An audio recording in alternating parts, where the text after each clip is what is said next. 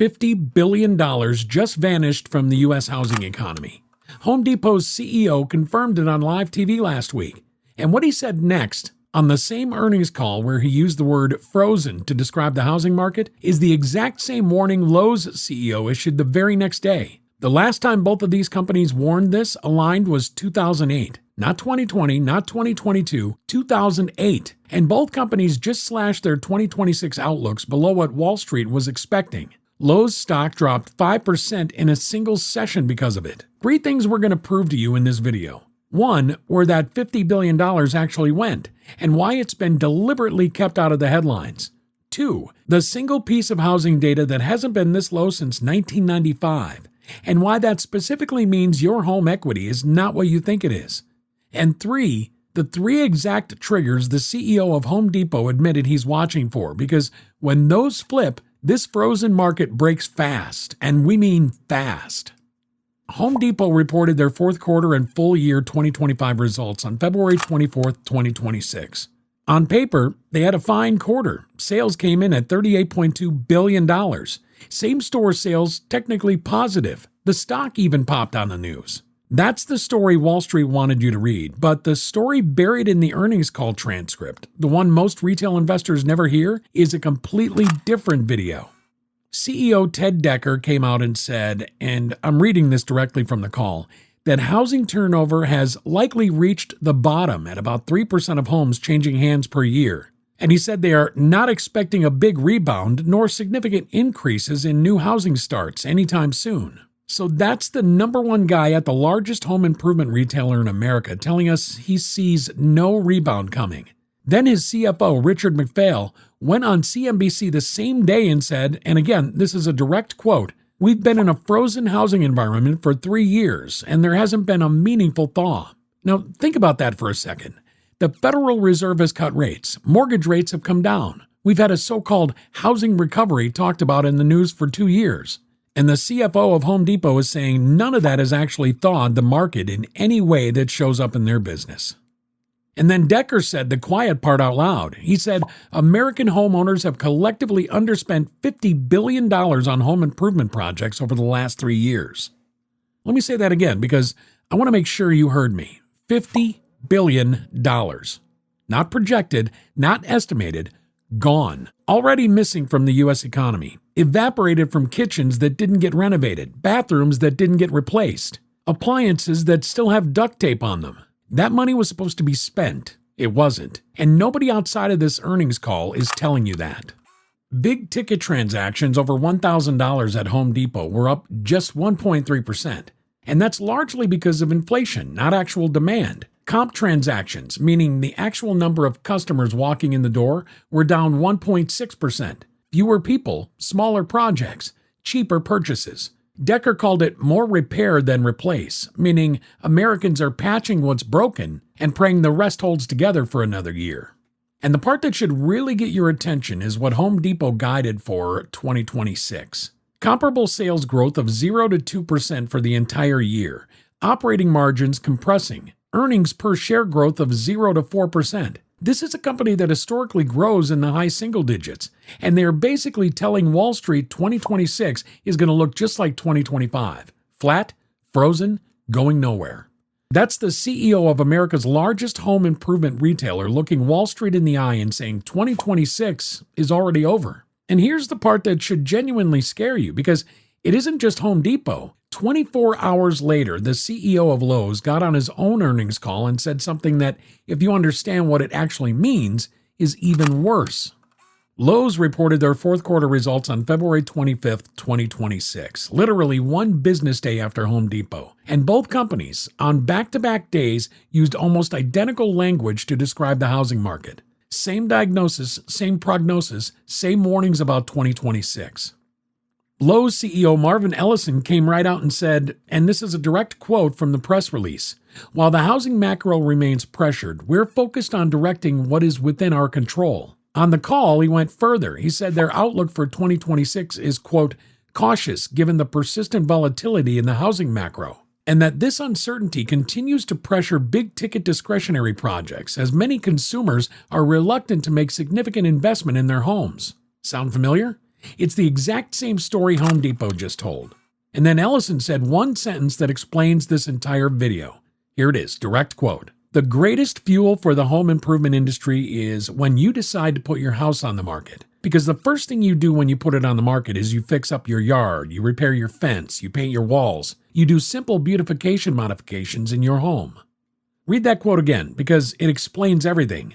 Home Depot and Lowe's are real-time leading indicators for the housing market because their entire business depends on people moving. When nobody is selling their house, nobody fixes it up to put on the market. And nobody who buys a house fixes up the new place either because nobody is buying. That's the chain reaction that has both of these massive companies sounding alarms at the same time. And Wall Street took it dead seriously. Lowe's beat their fourth quarter earnings expectations. They actually had a good quarter, but their 2026 guidance came in below what analysts were looking for. Wall Street wanted adjusted earnings per share of about $12.95. Lowe's guided $12.25 to $12.75. The stock dropped about 5% in a single session. Lowe's CFO Brandon Sink said point blank that they're seeing, quote, deferral of big ticket spend, which we've been experiencing now for a number of years. Years, not months, years. Quick pause. If you're getting value out of this breakdown so far, hit that subscribe button so you don't miss the next one. We track these earnings calls in real time every quarter, and something is developing fast right now. All right, back to it. So the question is, why?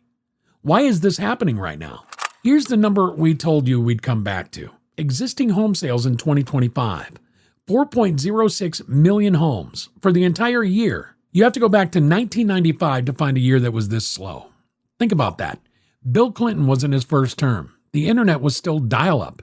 That's the last time this few Americans bought a home in a single year. And then in March 2026, the most recent data we have, sales fell another 3.6% month over month to an annual pace of 3.98 million homes. The slowest March pace since 2009.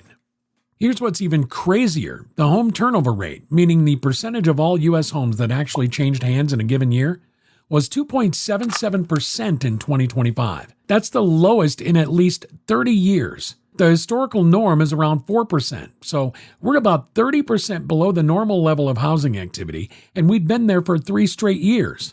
That's what Home Depot's CFO meant when he called this duration unprecedented in 50 years. We have literally never had a period this long, this slow, in the modern history of the U.S. housing market.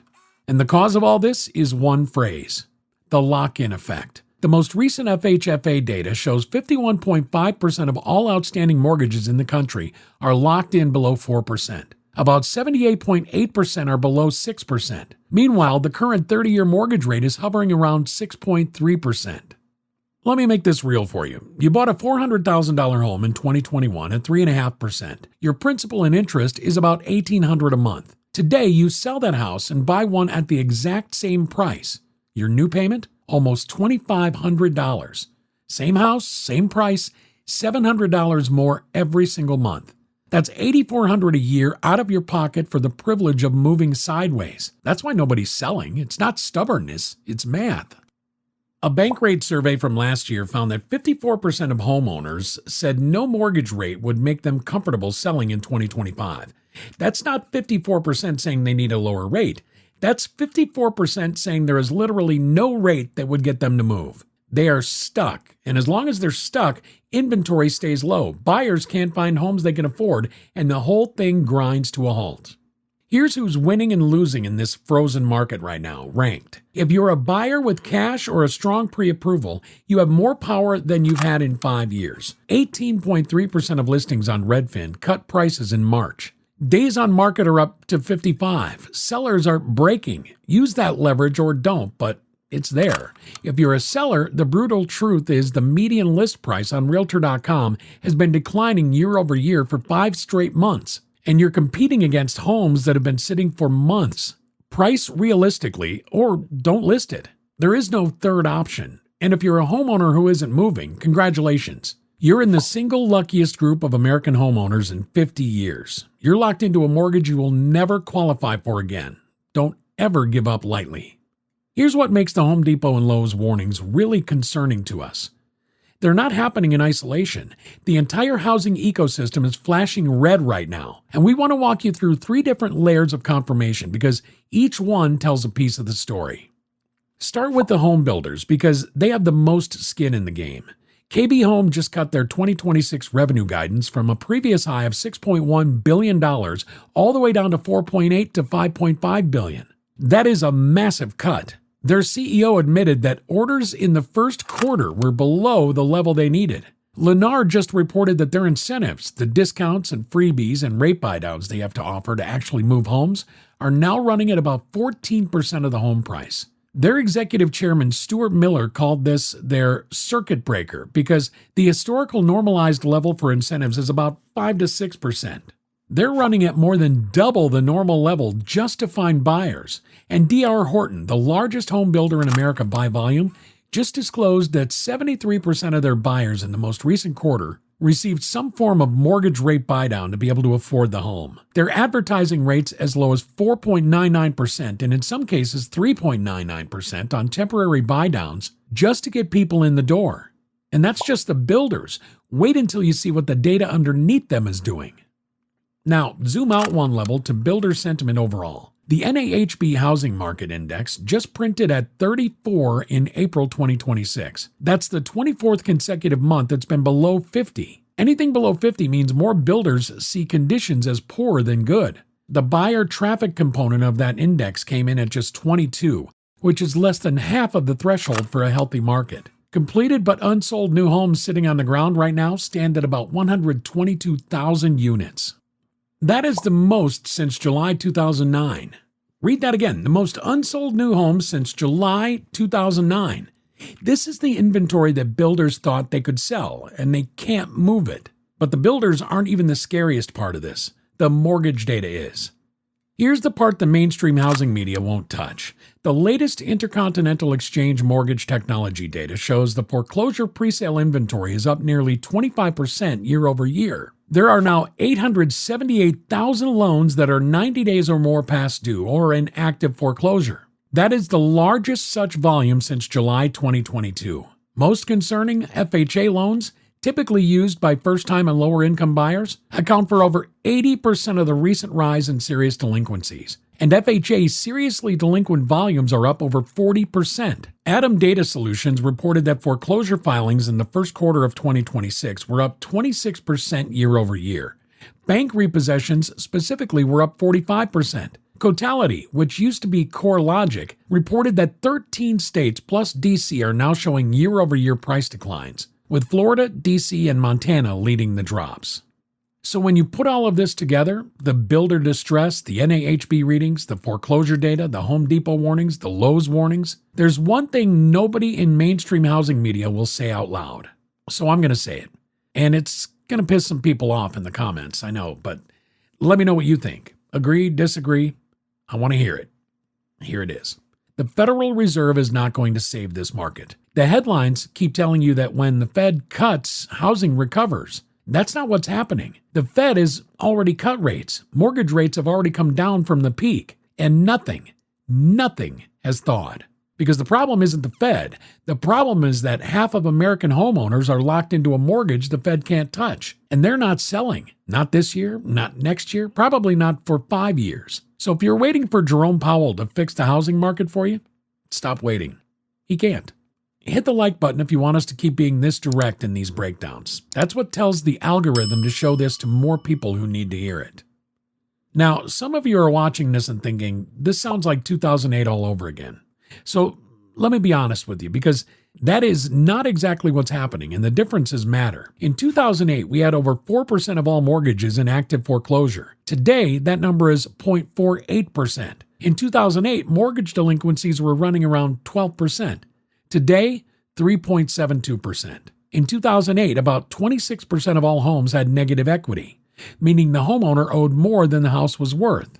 Today, that number is closer to 1.6 to 2.2%. So no, by the strict definition of a 2008-style crash, that is not what we're in right now. The consumer balance sheet is actually, as Home Depot's CFO put it, better than pre-COVID for most homeowners. But here's what we think is actually more important to understand. What we are in right now is something we have arguably never been in before in the modern era. We're in a multi-year structural stagnation that is starting to crack at the edges. FHA borrowers are falling behind. Florida and Texas are seeing real price declines. New home construction is sitting unsold at the highest level in 16 years. Builders are giving away the store just to move product. And the two largest home improvement retailers in America just told Wall Street they expect this to continue through all of 2026. Even Jamie Dimon, the CEO of JP Morgan, said on his most recent earnings call last week that he believes the next credit cycle is going to be, quote, worse than people expect. And he said credit quality has already begun to erode. So no, this isn't 2008. It's something nobody has a name for yet. A market where the crash never comes, but it never recovers either. Where the freeze just keeps deepening until something finally snaps. And I'll tell you what we think snaps first, right after this. I'm going to walk you through 3 triggers in reverse order, worst to most immediate, because trigger number 1, the last one I cover, is the one I want you to really remember. That's the one I'm actually watching. Let's start with the worst case scenario. Trigger 3 is the one I think is furthest away in time, but would be the worst if it hits. Ted Decker called this the downside scenario on the earnings call. He said if we start to see widespread home price decreases, that could create a, quote, negative psychological impact where turnover stays low but pricing finally cracks. In plain English, if homeowners start believing their home value is actually going down, they may try to sell before it goes down further, which floods the market with inventory at exactly the moment buyers are most reluctant. That's the scenario that could turn the slow freeze into something much faster and much uglier. And we're already starting to see early signs of this in 13 states with year-over-year price declines. That's the ticking bomb. Trigger 2 is the one everybody is talking about, a sustained break in mortgage rates below 6%.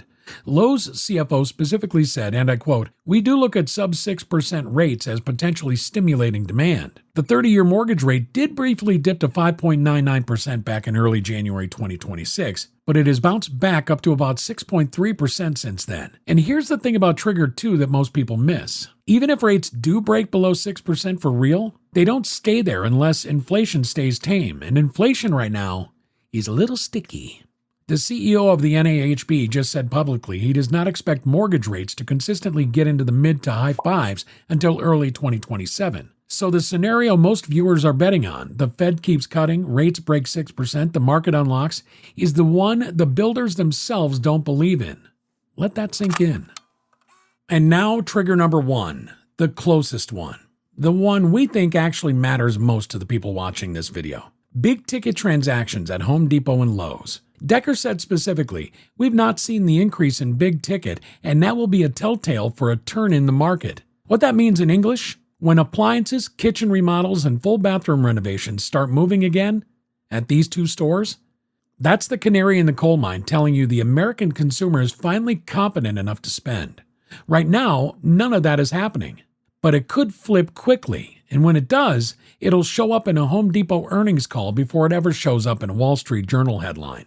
That's the one we're watching, and that's the one you should be watching too. Here's what we want you to remember from this whole video. The 2 biggest home improvement retailers in America just told Wall Street that nothing changes in 2026. Not the freeze, not the turnover, not the $50 billion hole in their industry. This is not a crash. This is something worse. This is a market so locked up that even when the Fed cuts rates and mortgage rates come down, the volume doesn't move because the people who would be selling won't sell. And until one of those 3 triggers flips, you're watching the slowest motion real estate event in modern American history. Now, I told you earlier, Florida and Texas were seeing real price declines.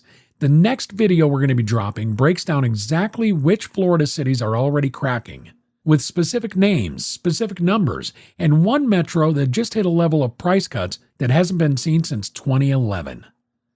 Links are on the screen right now. We'll see you there.